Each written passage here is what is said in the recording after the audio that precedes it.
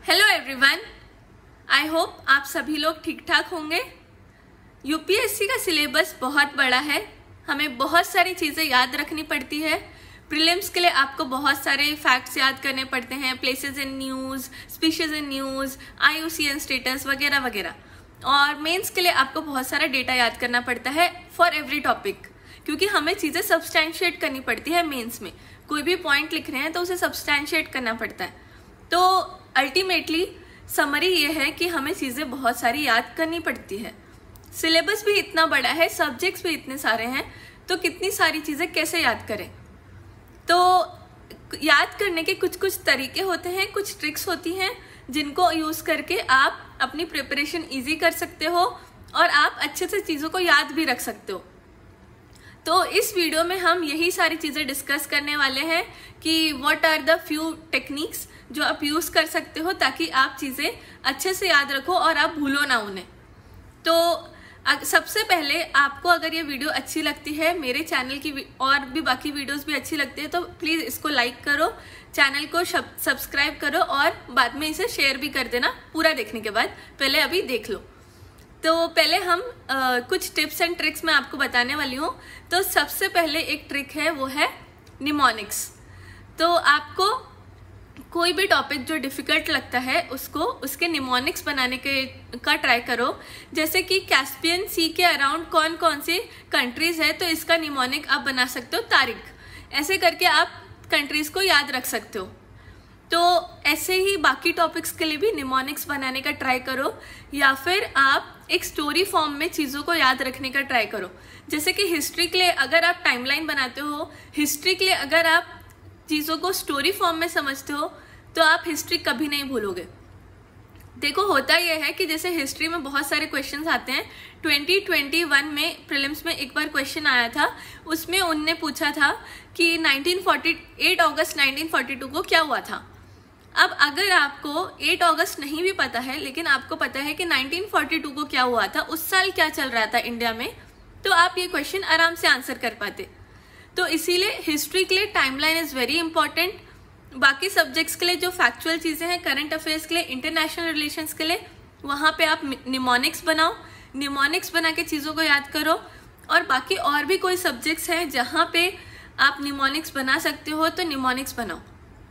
Then एक दूसरी technique है माइंड मैप्स।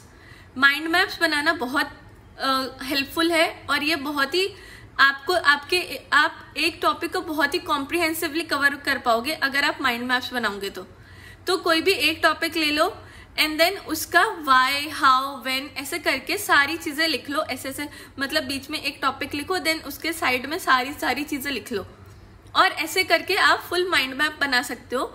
तो ये कैसे करना है, पहले एक टॉपिक पढ़ो, फिर उसके फुल चीज़ें लिखो, उसके बारे में जो भी आपको समझ आया ये खुद से बनाना है।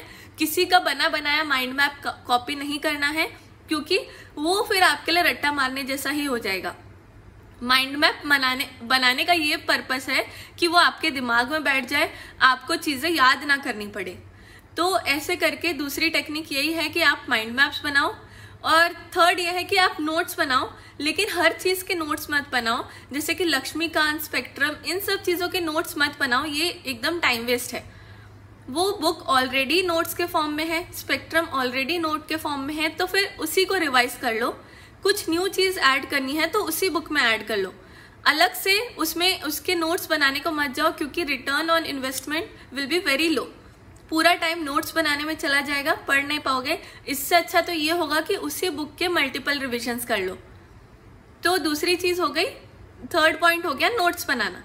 नोट्स भी आपको बहुत ध्यान से बनाना है कि इन्हीं चीज़ों के बनाओ जिनके आप जो टॉपिक बहुत ही ब्रॉड है और कंसोलिडेटेड नहीं है। Also don't make notes in the initial phase.